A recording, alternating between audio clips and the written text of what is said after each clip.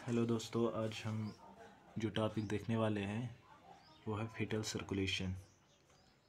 तो सबसे पहले फीटल सर्कुलेशन जब हम सुनते हैं तो हमें लगता है यार मुश्किल टॉपिक होगा, लेकिन ऐसी कोई बात है नहीं। ये टॉपिक कोई मुश्किल नहीं है, आसान सा टॉपिक है फीटल सर्कुलेशन, जो कि हम एम्ब्रियोलॉजी में पढ़ते हैं। लेकिन मैंने जो इससे पहले मैंने लेक्चर लिया था वो मैंने लिए थे सर्कुलेशन पे, तो मैंने सोचा क्यों ना ये भी इसी के साथ कंप्लीट किया जाए। फीटल सर्कुलेशन आसान सा टॉपिक है, 10-20 मिनट में कवर हो जाएगा। तो इसमें जो सबसे बेसिक मतलब समझने का तरीका है वो ये है कि हमें डायग्राम इसकी पता होनी चाहिए, हमें इसके डायग्राम पे होल्ड होना चाहिए। तो आज जो हम देखने वाले हैं वो है यही डायग्राम जो हम आज देखने वाले हैं। तो सबसे पहले जो आपको ये डायग्राम दिख रही होगी, वैसे तो आपको कुछ समझ में आता नहीं होगा। देखिए, ये लंग्स है हमारे, जो हमारा फेटल होता है, फेटस होता है, ये उसके लंग्स है। और ये हार्ट है, ये हार्ट होता है, ये है ऑरिकल और ये है वेंट्रिकल। ये वेंट्रिकल और ये है एट्रियम या ऑरिकल जिनको हम कहते हैं। तो इसी तरह ये हमारा इन्फीरियर वेना कावा, और ऊपर से देखें तो ये हमारा सुपीरियर वेना कावा जो ये ऊपर से आता है। इसी तरह यहाँ से जो ये जाता है ये हमारा आयोटा, ये आयोटा हमारा है। और ये जो आपको दिख रहे हैं ये हमारे क्या क्या कहते हैं इनको, ये हमारी पल्मोनरी वेन होती है। और ये जो ऊपर आपको दिख रही है ये पल्मोनरी आर्टरी है। तो इसी तरह ये फिर डिसेंडिंग आयोटा होता है, फिर ये थोरेसिक आयोटा, एब्डोमिनल आयोटा, फिर नीचे आके इंटेस्टाइन, ये आपको दिख रहा होगा। फीटल सर्कुलेशन में भी इंटेस्टाइन जो होता है वहाँ पर पोर्टल सर्कुलेशन चलती है, तो पोर्टल सर्कुलेशन होती है। इसी तरह जब हम नीचे आते हैं तो नीचे जब हम पहुँचते हैं ये आपको यहाँ से जो दिख रही होगी, फिर यहाँ पर हमारा एब्डोमिनल आयोटा डिवाइड होता है, दो ब्रांच देता है, टू लेटरल साइड्स में। तो उसके बाद आगे आके फिर ये ब्रांचेस देता है, और वहाँ से एक जो हमारी ये वेन होती है, वेन एक असल में आर्टरी होती है। तो इनको हम कहते हैं, ये दो साइड से दो निकलती है, इनको हम अम्बिलिकल आर्टरीज कहते हैं।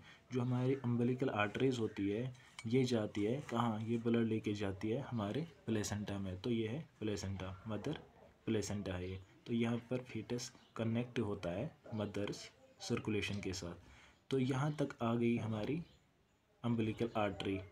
तो यहाँ से जब वापस जाती है तो एक सिंगल अम्बिलिकल वेन जाती है। पहले ये भी दो होते हैं, पहले मतलब जब फीटस की डेवलपमेंट शुरू होती है तो अम्बिलिकल जो वेन होती है ये भी स्टार्टिंग में दो होती है, फिर एक डिजनरेट होती है। वो किस वजह से होती है वो आगे हम देखेंगे, लेकिन फिर बचती है एक। तो ये जो एक अम्बिलिकल वेन बचती है, ये इसका काम होता है, ये ऑक्सीजनेटेड ब्लड, न्यूट्रिशनस ब्लड लेता है from placenta of mother to the foetus. देखो ये कहाँ से जाती है। अब हमने इसका पाथवे देखना है कि ऑक्सीजनेटेड ब्लड कहाँ से जाता है और डीऑक्सीजनेटेड ब्लड कहाँ से वापस आता है। सबसे पहले हम देखेंगे जो हमारी अम्बिलिकल वेन होती है ये हमारे ऑक्सीजनेटेड ब्लड लेके जाती है हमारे प्लेसेंटा से। तो सबसे पहले जो अम्बिलिकल वेन ऊपर जाती है ये हमारी कनेक्ट होती है लिवर में से जाती है, लिवर में से जाती है और लिवर के साथ कनेक्ट होती है। वहाँ पर डक्टस वेनोसस के थ्रू, ये जो यहाँ पर आपको दिख रहा है ये डक्टस वेनोसस के थ्रू एंटर होती है, किसमें, हमारे इन्फीरियर वेना कावा में एंटर होती है। तो जो डक्टस वेनोसस है ये हमारे फीटस में होता है। ये फिर जब एडल्ट होता है तो एडल्ट में ये नहीं होता है, एडल्ट में ये फिर रेमिनेंट होता है। तो अभी जो हमारा फीटस है उसमें डक्टस वेनोसस होता है, तो डक्टस वेनोसस के थ्रू ये एंटर होता है इन्फीरियर वेना कावा में। तो जब ऑक्सीजनेटेड ब्लड इन्फीरियर वेना कावा में आ गया उसके थ्रू कहाँ जाएगा, सीधी सी बात है राइट एट्रियम में जाएगा। जब राइट एट्रियम में आ गया ब्लड तो राइट एट्रियम में ये जाता है राइट वेंट्रिकल में भी। राइट वेंट्रिकल किसके थ्रू, ट्राइकस्पिड वालों के थ्रू कहाँ जाता है, राइट वेंट्रिकल।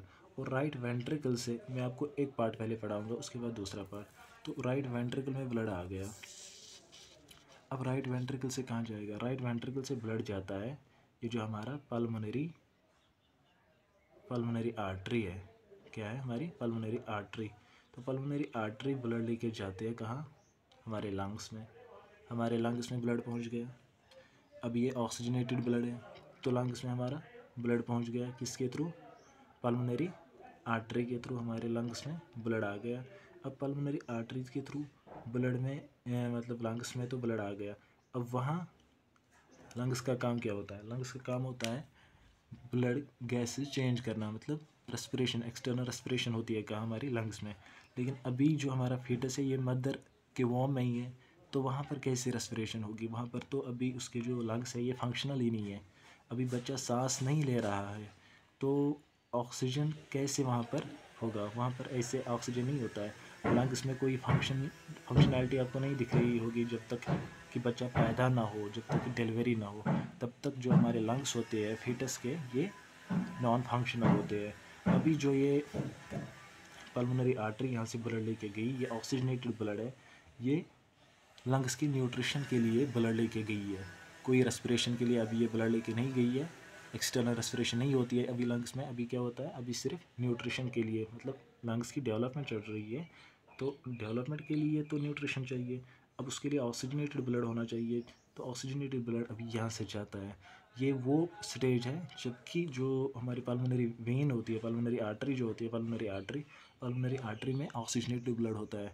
जब आप एडल्ट में देखोगे तो जो हमारी पल्मोनरी आर्टरी एडल्ट में होती है उसमें ऑक्सीजनेटेड ब्लड नहीं बल्कि डीऑक्सीजनेटेड ब्लड होता है। ये बातें याद रखनी होती है इसमें। ये थोड़े से कुछ कंसेप्ट है जो कि डिफरेंट है एडल्ट सर्कुलेशन से। तो अभी जो हमारी पल्मोनरी आर्टरी है इसमें ऑक्सीजनेटेड ब्लड गया है जो कि लंग्स में गया है, किस लिए?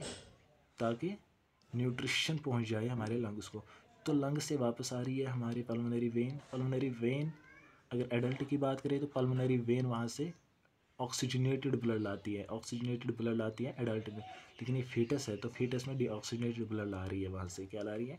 Deoxygenated blood. कहाँ पर पहुँच गया? हमारे लेफ़्ट एट्रियम में। अब लेफ़्ट एट्रियम में डीऑक्सीजनेटेड ब्लड पहुंच गया।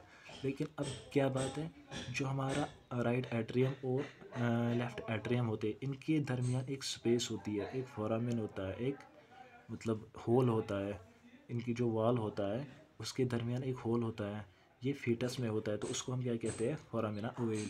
फोरामिना ओवेल होता है, ये एक स्पेस होती है बिटवीन इंटर एट्रियल सेप्टम, जो इंटर एट्रियल सेप्टम होता है उसके दरमियान एक फोरामिन होता है, एक होल सा होता है जिसको हम कहते हैं फोरामिना ओवेल। तो ये ओवेल जो है फोरामिना ओवेल ये हमारे फीटस में होता है, और पैदा होते ही मतलब कुछ मिनटों में से ही फिर बंद हो जाता है। फिर ये बंद होता है क्योंकि कुछ फिजियोलॉजिकल रीजन्स होते हैं जिसकी वजह से फिर बंद होता है। अगर ये बंद ना हो जाए तो मतलब एबनॉर्मेलिटी होती है, तो फिर कुछ सर्जरी करनी होती है। लेकिन अभी इसने बंद होना है, पैदा हुआ बच्चा तो ये कुछ मतलब मिनटों से कुछ घंटों में ही ये बंद हो जाता है। तो अभी जो ये फीटस मदर के वॉर्म में है तो अभी ये फोरामिना ओवेल फंक्शनल है। अभी जो oxygenated blood inferior vena cava के थ्रू यहाँ पर आया था, राइट एट्रियम में आया था, उसमें से कुछ हिस्सा उस ब्लड का हमारे लेफ़्ट एट्रियम में भी पहुंच रहा है ऑक्सीजनेटेड ब्लड। अब वो लेफ़्ट वेंट्रिकल में, लेफ़्ट आर्टरियम में आ गया ऑक्सीजनेटेड ब्लड। अब वो किसके थ्रू? जो हमारा बाइकस्पिड वैल्यू है, बाइकस्पिड वैल्यू के थ्रू हमारा लेफ़्ट वेंट्रिकल में ब्लड आ गया ऑक्सीजनेटेड ब्लड। ज़्यादातर इसमें डीऑक्सीजनेटेड ब्लड ही होता है, लेकिन थोड़ा सा ऑक्सीजनेटेड ब्लड भी आ जाता है। डीऑक्सीजनेटेड ब्लड किसकी वजह से होता है? जो हमारे पल्मोनरी वेन्स ला रही है हमारे लंग्स से, तो वो डीऑक्सीजनेटेड ब्लड है अभी वो ला रही है लेफ़्ट एट्रियम में, फिर वो भी आ रहा है राइट लेफ़्ट वेंट्रिकल में।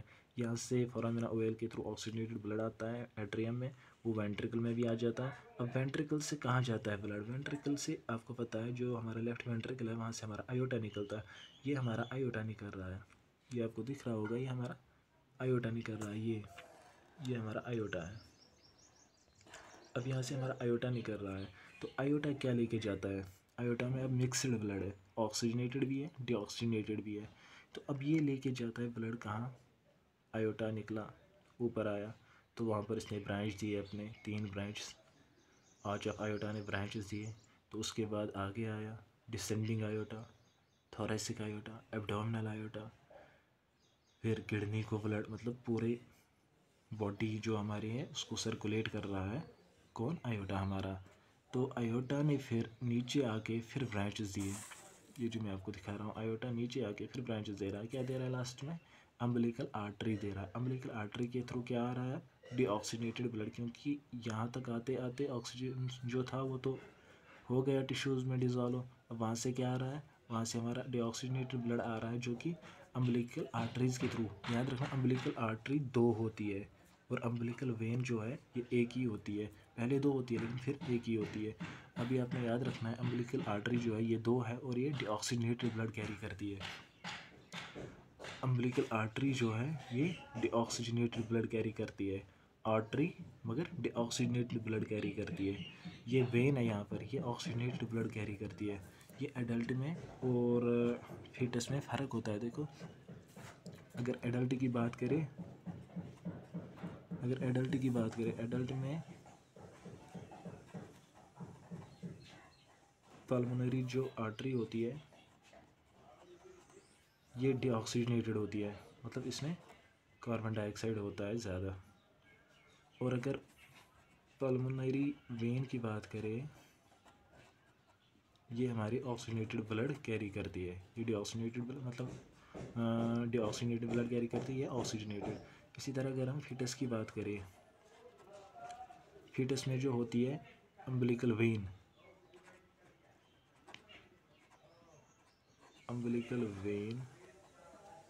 यहाँ कैरी करती है क्या, ऑक्सीजनेटेड ब्लड। और जो अम्बिलिकल आर्टरी है, अम्बिलिकल आर्टरी यहाँ पर डीऑक्सीजनेटेड ब्लड कैरी करती है, डीऑक्सीजनेटेड ब्लड कैरी करती है। और ये जो अम्बिलिकल आर्टरी होती है ये 2 होती है, अम्बिलिकल वेन एक ही अभी फंक्शनल होती है। तो ये था इसका डायग्राम, सिंपल सी डायग्राम है।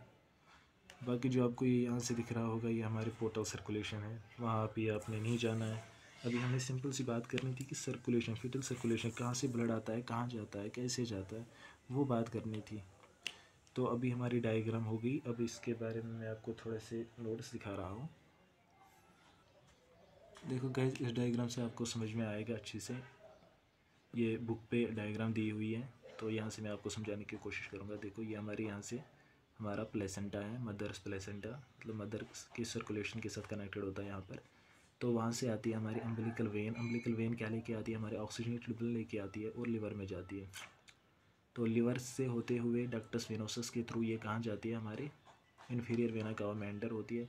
इन्फीरियर वेना कावा के थ्रू ये राइट एट्रियम में आती है। तो राइट एट्रियम में हमारा ऑक्सीजनेटेड ब्लड आ गया।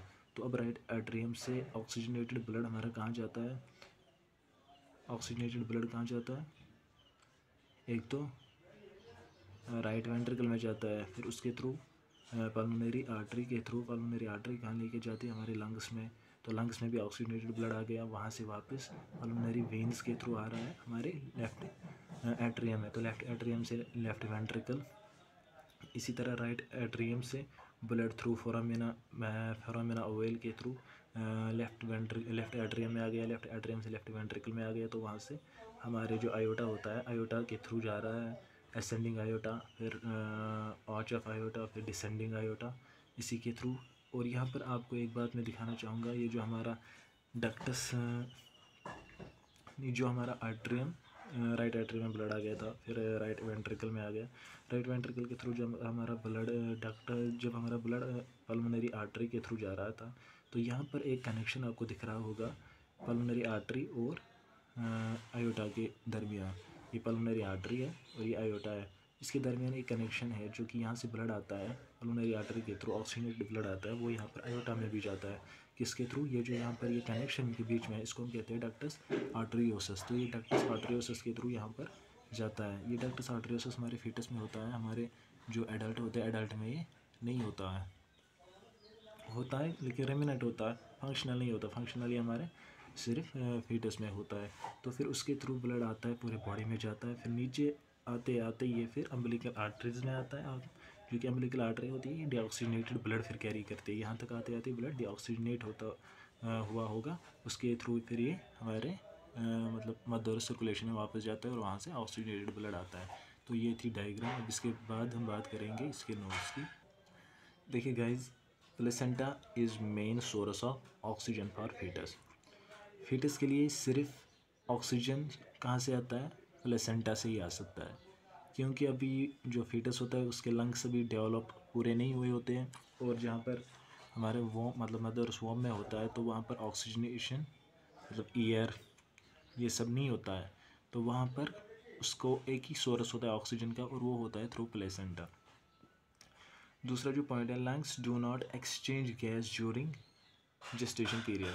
जेस्टेशन पीरियड होता है जब तक बच्चा माँ के मतलब वॉम में है, तब तक पूरे 9 महीने, अगर ह्यूमंस की बात करें तो 9 महीने होते हैं, फिर कुछ दिन ऊपर या नीचे होता है, लेकिन ऑलमोस्ट हम 9 मंथ्स मान लेते हैं। तो ह्यूमंस में जेस्टेशन पीरियड 9 मंथ्स का होता है। जेस्टेशन पीरियड होता है फ्रॉम द डेवलपमेंट, जहाँ पर फर्टिलाइजेशन होने के बाद से लेकर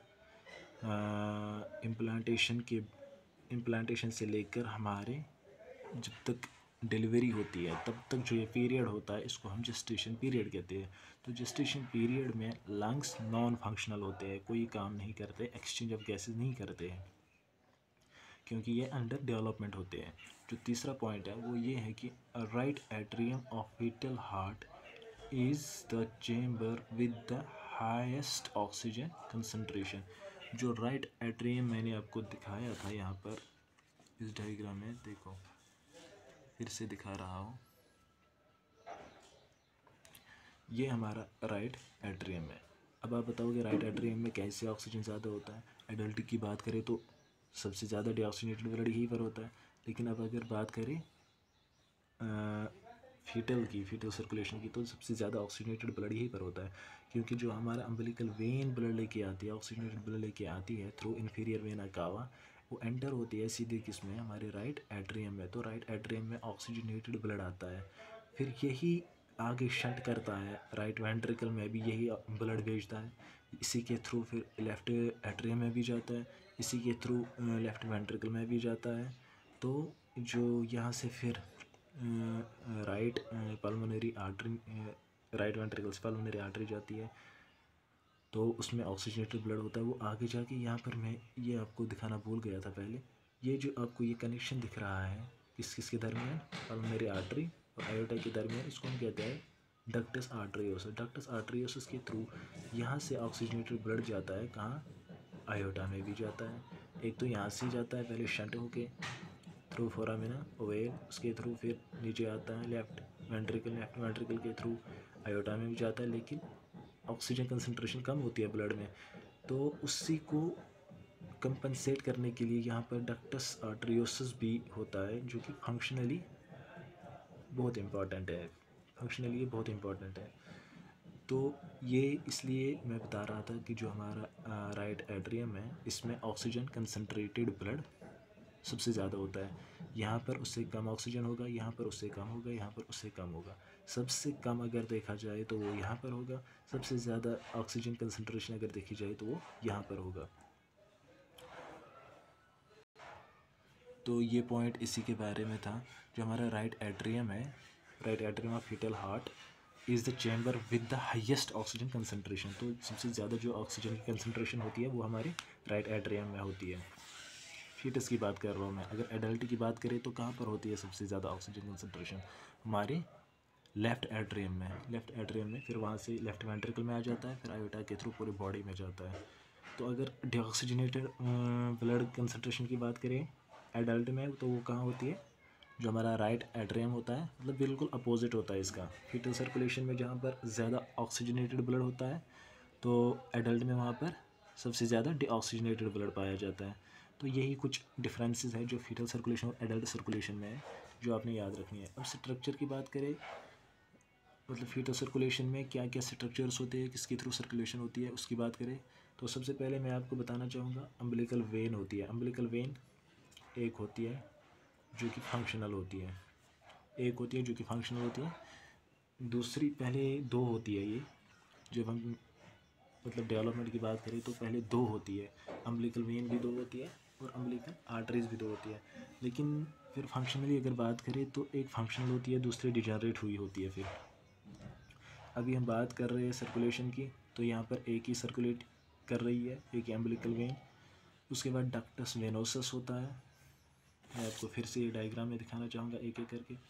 पहली जो हमारी है वो है अम्बिलिकल वेन, तो ये यहाँ से जो आ रही है हमारे प्लेसेंटा से ऑक्सीजनेटेड ब्लड लेके आती है, ये हमारी पल्मोनरी, ये हमारी अम्बिलिकल वेन है। ये अम्बिलिकल वेन है, अम्बिलिकल वेन के थ्रू हमारा ऑक्सीजनेटेड ब्लड आता है। तो उसके बाद ये कह रहा है डक्टस वेनोसस। अब डक्टस वेनोसस की बात करें, जो हमारी अम्बिलिकल वेन एंटर होती है हमारे लिवर में, तो फिर वहाँ से ये थ्रू डक्टस वेनोसस एंटर होती है हमारे इन्फीरियर वेना कावा में। डक्टस वेनोसस के थ्रू एंटर होती है इन्फीरियर वेना कावा में, तो उसके थ्रू फिर राइट एट्रियम। उसके बाद जो तीसरा पॉइंट है वो है फोरामिना ओवेल। फोरामिना ओवेल कहाँ पर होता है?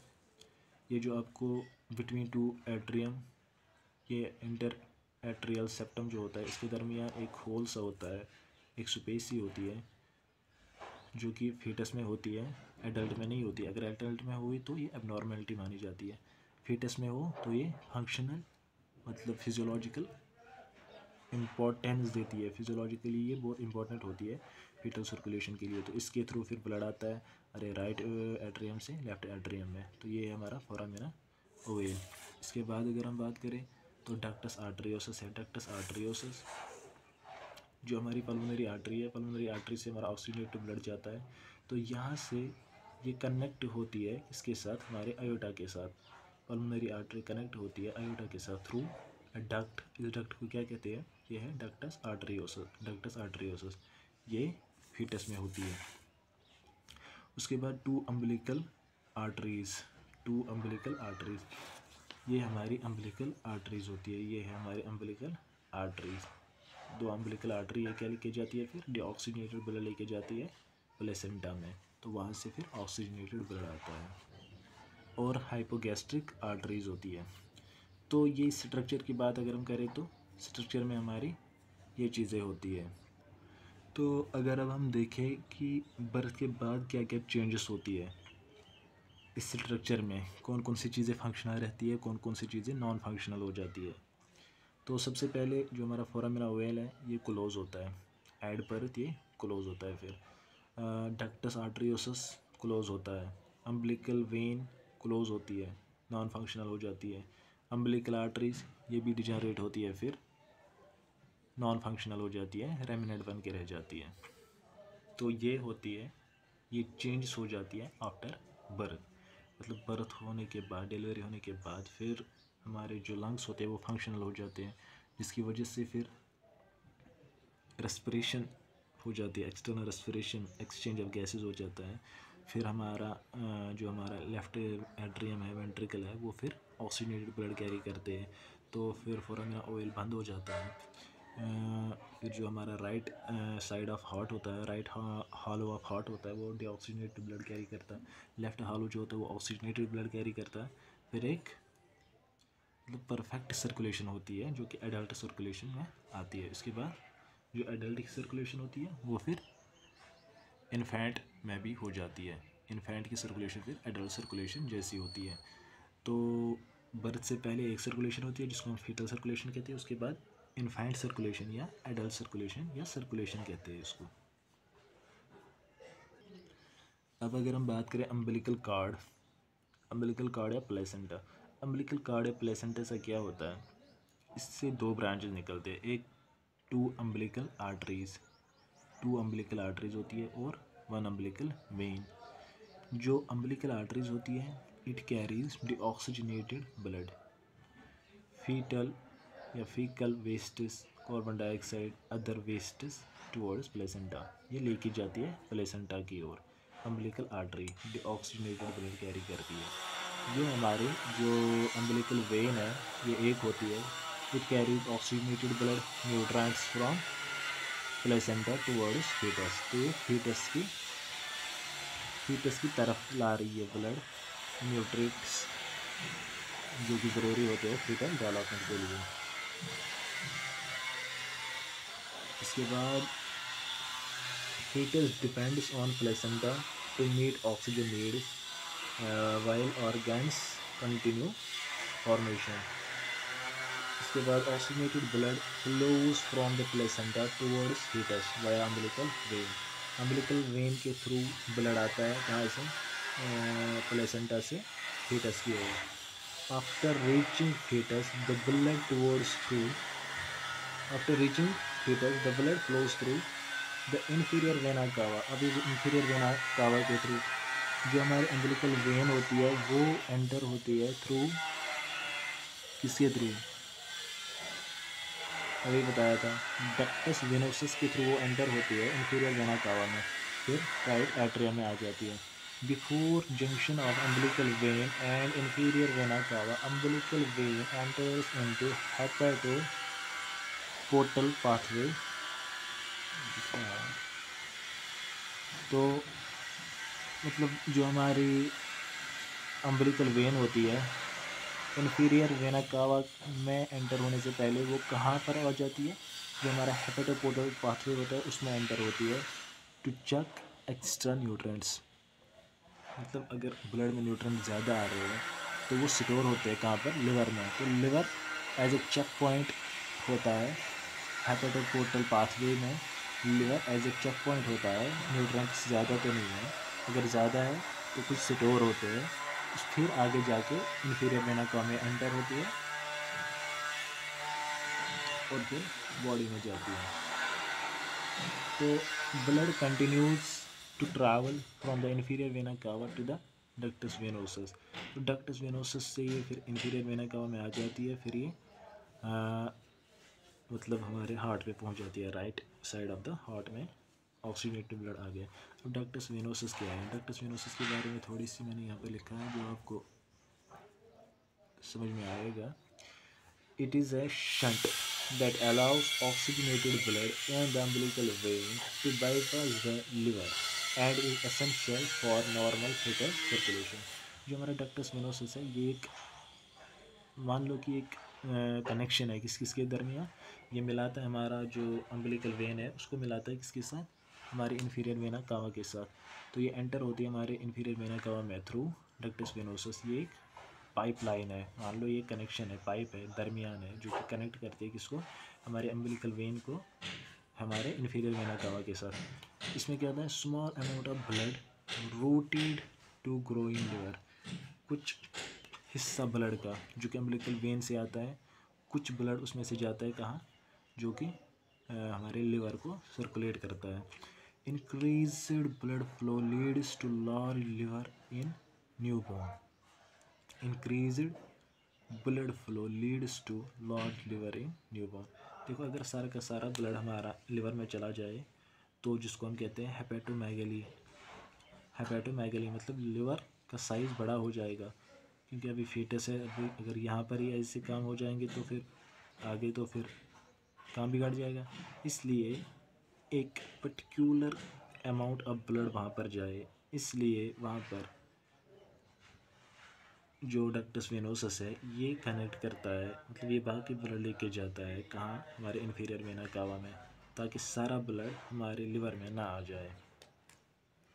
Blood continues to travel up the inferior vena cava. फिर इन्फीरियर वेना कावा के थ्रू ब्लड ऊपर जाता है और एम्पिटीज होता है कहाँ, फिर लेके जाता है हमारा जो राइट एट्रियम होता है. राइट एट्रियम में ब्लड आ जाता है किसके थ्रू, इन्फीरियर वेना कावा के थ्रू.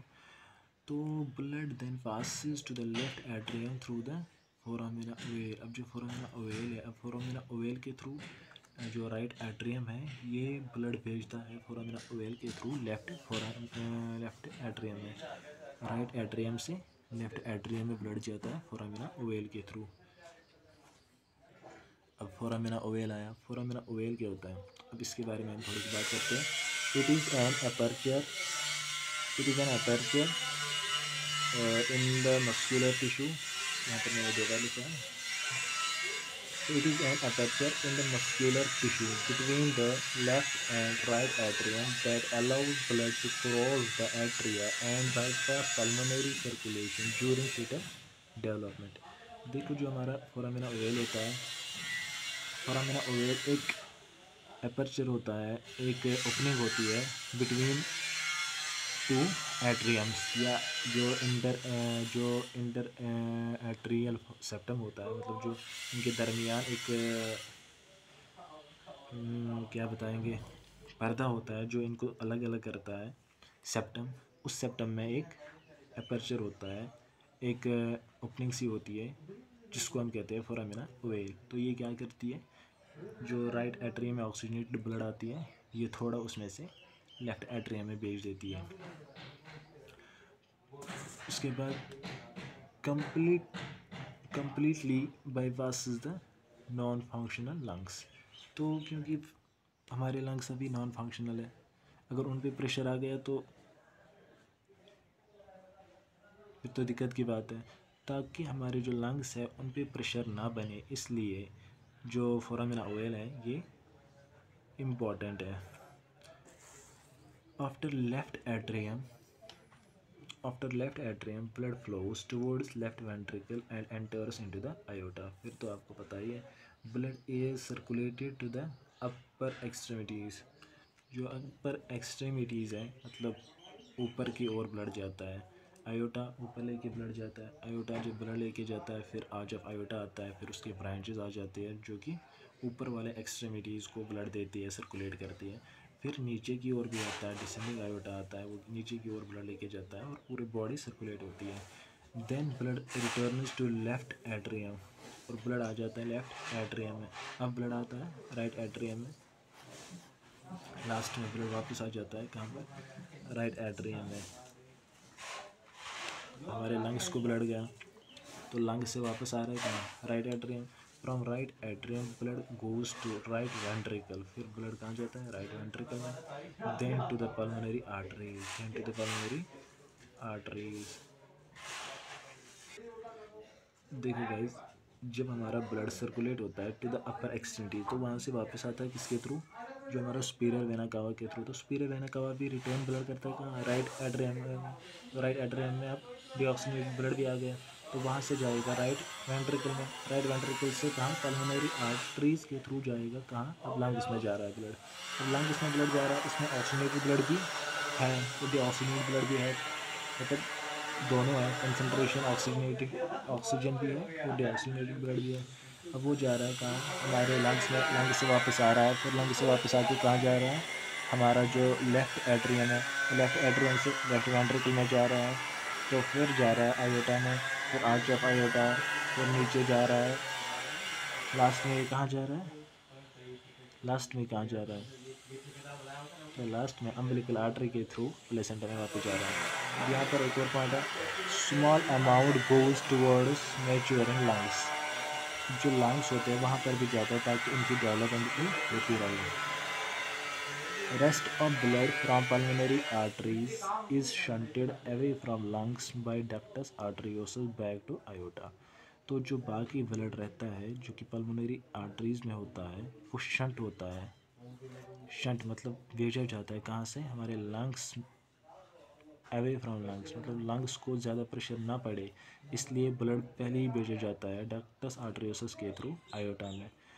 वरना जो हमारे पल्मोनरी आर्टरीज होती है उसमें लार्ज अमाउंट ऑफ ब्लड होता है, अगर वो सारा लिवर लंग्स में जाए तो लंग्स डैमेज हो सकते हैं। इसलिए उससे पहले ही एक फिजियोलॉजिकल ओपनिंग है जो कि ब्लड को भेजती है डक्टस आर्टरियोसस के थ्रू हमारे आयोटा में, तो लंग्स भी बचते हैं, लंग्स भी कम प्रेशर आता है। अब डक्टस आर्टरियोसस की अगर हम बात करें, it is a short vessel that connect is the fetal pulmonary artery to the aorta and involutes it following birth. मतलब फंक्शनल होती है, ये एक शॉर्ट वेसल होती है जो कनेक्ट करती है फीटल पल्मोनरी आर्टरी को किसके साथ, आयोटा के साथ। तो during development it allows oxygenated blood to bypass the pulmonary circulation and provides nutrition and oxygen rich blood directly into the systemic circulation। क्योंकि जो पल्मोनरी सर्कुलेशन होती है वो तब कंप्लीट होती है जब पूरा ब्लड कहाँ से जाएगा, हमारे लंग्स में से जाएगा। लेकिन यहाँ पर अभी लंग्स पूरे डेवलप नहीं हुए हैं, अगर सारा ब्लड जाएगा तो वो डैमेज होंगे। उसको बचाने के लिए यहाँ पर ब्लड पहले ही शंट किया जाता है डक्टस आर्टरियोसस के थ्रू, जो कि पहले ही आयोटा में चला जाता है और सिस्टमिक सर्कुलेशन में आ जाता है। Blood travels back from aorta to the two umbilical arteries to the placenta। अब ब्लड नीचे आ गया, तो सर्कुलेट हो गया, अब नीचे आते आते ये अम्बिलिकल आर्टरीज में आ जाता है। अम्बिलिकल आर्टरीज दो होते हैं, वो वापस ब्लड रिटर्न करते हैं प्लेसेंटा में, डीऑक्सीजनेटेड ब्लड। तो placenta will resupply the blood with oxygen, फिर ऑक्सीजनेटेड ब्लड वापस आता है अम्बिलिकल वेन के थ्रू और वापस सर्कुलेट शुरू होते हैं, फीटल सर्कुलेशन कंटिन्यू होती है।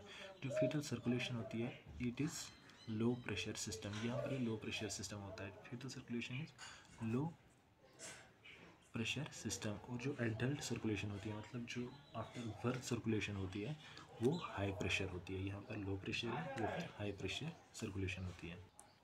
अब लो प्रेशर सिस्टम क्या होता है? लो प्रेशर सिस्टम की अगर हम बात करें, ये क्यों होता है? जो हमारे लंग्स होते हैं वो अभी क्लोज होते हैं, मतलब फंक्शनल नहीं होते हैं। लंग्स आर नॉन फंक्शनल, तो लंग्स क्लोज अभी है। Most oxygenated blood flows between the atria of the heart through the foramina oval, मतलब लंग्स में उतना ब्लड नहीं जा रहा है जितना फोरामिना ओवेल अभी यहाँ पर कैरी करता है। फोरामिना ओवेल भी यहाँ पर फंक्शनल है, जिसकी वजह से अभी लंग्स से प्रेशर बहुत कम बन रहा है, तो ये लो प्रेशर सिस्टम है। This oxygen rich blood flows to the brain through the ductus arteriosus, तो यही ऑक्सीजनेटेड ब्लड हमारे ब्रेन की ओर जाता है, किसके थ्रू? जो डक्टस आर्टरियोसस होती है, जो कि वेसल है बिटवीन, जो कनेक्शन है बिटवीन पल्मोनरी आर्टरीज और आयोटा के दरमियान, इसको हम कहते हैं डक्टस आर्टरियोसस। अब हम बात करेंगे एट बर्थ, बर्थ के बाद क्या क्या चेंजेस होती है, अब हम उसकी बात करेंगे। देखो एट बर्थ क्या होता है, पहले ही clamping the cord shut down low pressure system. जो क्लम्पिंग द कॉर्ड मतलब जो हम अम्बिलिकल कॉर्ड फिर काटते हैं, अलग करते हैं मदर से, तो वहाँ पर क्या होता है, पहले ही हमारा जो लो प्रेशर सिस्टम होता है ये काट होता है, ये बंद हो जाता है। तो क्या होता है, increase atmospheric pressure, increase atmospheric pressure जो होता है, अब ये क्या कहते हैं, increase atmospheric pressure increase systemic vascular resistance causes lungs to inflate with oxygen. अब यहाँ पर हमारे जो लंग्स होते हैं ये फंक्शनल होने स्टार्ट होते हैं, क्योंकि जो एटमॉस्फेरिक प्रेशर है उसकी वजह से हमारे लंग इन्फ्लेट होते हैं विद ऑक्सीजन, मतलब गैसेस के थ्रू अभी इन्फ्लेट होते हैं। तो lungs now become high pressure system, lungs now become high pressure system. तो यहाँ पर जो अब लंग्स में प्रेशर आ जाता है, एटमॉस्फेरिक प्रेशर होता है, तो अब यहाँ से हमारी हाई प्रेशर सिस्टम सर्कुलेशन शुरू होती है। तो अब ये टेबल आपको दिख रहा होगा, ये बहुत इंपॉर्टेंट टेबल है, आप चाहो तो स्क्रीनशॉट भी ले सकते हो, क्योंकि यहाँ पर मैं बात करूँगा पहले शंट्स की, फिर उनका फंक्शनल क्लोजर, एनाटॉमिकल क्लोजर और रेमनेट क्या किया, फिर वाइट लास्ट में। जो हमारा फोरामिना ओवेल होता है, फोरामिना ओवेल कब बंद होता है, फंक्शनली अगर हम बात करें कि ये कब बंद होता है with in several minutes after birth. जो फोरामिना ओवेल होता है, मैंने आपको पहले ही बताया था, बर्थ के बाद ये कुछ मिनटों में ही बंद हो जाता है। अगर बंद ना हो तो वो एबनॉर्मेलिटी होती है, जिसके लिए फिर मेडिकल कंसल्टेशन ज़रूरी होती है। तो एनाटॉमिकली अगर देखें 1 year after birth, 1 year after birth, लेकिन फिजियोलॉजिकली ये, फंक्शनली ये विद इन मिनट्स फिर बंद हो जाती है, और एनाटॉमिकली ये फिर आफ्टर बर्थ 1 ईयर तक, मतलब 1 ईयर आफ्टर बर्थ के बाद 1 साल तक भी ये फिर आहिस्ता आहिस्ता बंद होता रहता है, लेकिन फंक्शनली ये विद इन मिनट्स बंद हो जाता है। फिर जो आगे एडल्ट में बचता है वो होता है फोसा ओवाइलिस। हमें फोसा ओवाइलिस अभी मौजूद होगा। तो फोसा ओवाइलिस किसका रेमिनेट होता है? फोरामिना ओवेल का। फोरामिना ओवेल का रेमिनेट होता है फोसा ओवाइलिस, एग्ज़ाम में आता है इसलिए याद रखना। जो हमारा फोरामिना ओवेल होता है ये फंक्शनली अगर हम देखें, ये अपना फंक्शन कब बंद करता है? बर्थ के बाद कुछ मिनटों में। फिर ये एनाटॉमिकली कब बंद होता है, मतलब इसका स्ट्रक्चर कब फिर पूरा बंद हो जाता है? वो 1 ईयर आफ्टर बर्थ हो जाता है। और लास्ट में क्या बचता है? फोसा ओवाइलिस, मतलब इसका वो लास्ट का वो रिमेनिंग पार्ट फिर जो बचता है वो होता है फोसा ओवाइलिस। इसके बाद डक्टस आर्टरियोसिस की बात अगर हम करें, डक्टस आर्टरियोसिस कब अपना फंक्शन छोड़ता है? 10 to 96 hours after birth. 10 to 96 hours after birth ये अपना फंक्शन छोड़ देता है। और अगर इसकी स्ट्रक्चर की बात करें, मतलब इसका जो स्ट्रक्चर है वो कब डिजनरेट होता है? 2 to 3 वीक्स आफ्टर बर्थ इसका जो स्ट्रक्चर है वो डिजनरेट होता है। और लास्ट में क्या बचता है? लिगामेंटम आर्टरियोसम। लिगामेंटम आर्टरियोसम रेमिनेट होता है डक्टस आर्टरियोसिस का, लिगामेंटम आर्टरियोसम। इसके बाद डक्टस वेनोसस की बात करें तो डक्टस वेनोसस कब बंद होता है? मतलब काम कब छोड़ता है, with in several minutes after birth, कुछ मिनटों में ही बर्थ के बाद ये अपना काम छोड़ देता है। और हम अगर एनाटॉमिकली देखें कि ये कब डिजनरेट होता है, 3 to 7 डेज़ में ये डिजनरेट होता है आफ्टर बर्थ। लास्ट में जो बचता है वो होता है लिगामेंटम वेनोजम। लिगामेंटम वेनोजम रेमिनेट इसका होता है, जो कि हमें अभी पाया जाता है, लिगामेंटम वेनोजम। और अम्बिलिकल आर्टरीज होती है, अम्बिलिकल आर्टरीज का रेमिनेट अगर हम देखें तो अम्बिलिकल लिगामेंट होता है इसका रेमिनेट। अम्बिलिकल आर्टरीज जब फंक्शनल होती है, जब ये फिर नॉन फंक्शनल हो जाती है, फिर ये क्या बचता है वहाँ, अम्बिलिकल लिगामेंट बन के रह जाती है। इसी तरह अम्बिलिकल वेन होती है, जब ये फंक्शनल होती है, फिर आफ्टर बर्थ ये क्या बन के रह जाती है, लिगामेंटम टेरीज, लिगामेंटम टेरीज बन के रह जाती है। फिर अब हम फेटल और इन्फेंट सर्कुलेशन की कुछ डिफरेंसेस देखेंगे, ये भी इम्पोर्टेंट है। देखो, फेटल सर्कुलेशन और इन्फेंट सर्कुलेशन। फेटल सर्कुलेशन होती है बिफोर बर्थ, इन्फेंट सर्कुलेशन होती है आफ्टर बर्थ। देखो यहाँ पर अगर हम फीटस में देखें तो लो प्रेशर सिस्टम होता है, लो प्रेशर सिस्टम होता है, कोई एटमॉस्फेरिक प्रेशर नहीं होता है। यहाँ पर एटमॉस्फेरिक प्रेशर होता है, जिसकी वजह से हाई प्रेशर सिस्टम होता है। मतलब लंग्स यहाँ पर फंक्शनल होते हैं, यहाँ पर लंग्स नॉन फंक्शनल होते हैं। तो राइट टू लेफ़्ट शंटिंग होती है, मतलब पहले ब्लड जो ऑक्सीजनेटेड ब्लड आता है वो राइट साइड में आता है, तो वहीं से फिर ऑक्सीजनेटेड ब्लड की शंटिंग होती है लेफ़्ट, मतलब पहले राइट वेंट्रिकल में आता है, फिर वहाँ से शंटिंग होती है लेफ़्ट वेंट्रिकल में। अब यहाँ पर अगर हम बात करें इन्फेंट में, तो लेफ़्ट से राइट शंटिंग होती है, मतलब पहले राइट में आ जाता है ऑक्सीजनेटेड ब्लड, पहले यहाँ लेफ़्ट से राइट में आता है, तो यहाँ पहले लेफ़्ट में ऑक्सीजनेटेड ब्लड होता है। इन्फेंट में ऑक्सीजनेटेड ब्लड राइट में आता है, इन्फेंट में ऑक्सीजनेटेड ब्लड लेफ़्ट में आता है। जो फीटस होता है उसमें राइट में ऑक्सीजनेटेड ब्लड होता है, और जो इन्फेंट होता है यहाँ लेफ़्ट में ऑक्सीजनेटेड ब्लड होता है। तो यहाँ लंग्स नॉन फंक्शनल होते हैं, यहाँ लंग्स फंक्शनल होते हैं। Increase pulmonary resistance, increase pulmonary resistance, decrease pulmonary resistance. यहाँ इंक्रीज पल्मोनरी रेजिस्टेंस क्यों होती है, क्योंकि यहाँ जो लंग्स होते हैं वो नॉन फंक्शनल होते हैं, जिसकी वजह से यहाँ रेजिस्टेंस बहुत ज़्यादा होती है। यहाँ फंक्शनल होते हैं तो यहाँ रेजिस्टेंस कम होती है। डिक्रीज सिस्टमिक रेजिस्टेंस, यहाँ जो सिस्टमिक रेजिस्टेंस होती है वो कम होती है, यहाँ ज़्यादा होती है। अब सिस्टमिक रेजिस्टेंस यहाँ कम क्यों होती है और वहाँ ज़्यादा क्यों होती है, यहाँ इसलिए कम होती है, यहाँ इसलिए कम होती है क्योंकि जो सिस्टमिक रेजिस्टेंस है यहाँ आराम से ब्लड आ जाता है, और यहाँ क्योंकि जो पल्मोनरी रेजिस्टेंस वो कम होती है, जिसकी वजह से जो हमारी सिस्टमिक रेजिस्टेंस वो ज़्यादा होती है। तो ये था हमारा आज का टॉपिक, फीटल सर्कुलेशन। उम्मीद करता हूँ कि आपको टॉपिक पसंद आया होगा, समझ में आया होगा। ये इम्पोर्टेंट टॉपिक है, अगर हम एम्ब्रियोलॉजी के लिहाज से भी देखें तो वहाँ भी ये टॉपिक आता है, हर साल क्वेश्चन आते हैं, लॉन्ग आंसर टाइप आता है। तो बाकी इसके बाद कौन सा टॉपिक आपको चाहिए कमेंट करके बताएं, और अगर आपको मेरी मेहनत पसंद आती है तो लाइक, शेयर और सब्सक्राइब भी करें। Thank you.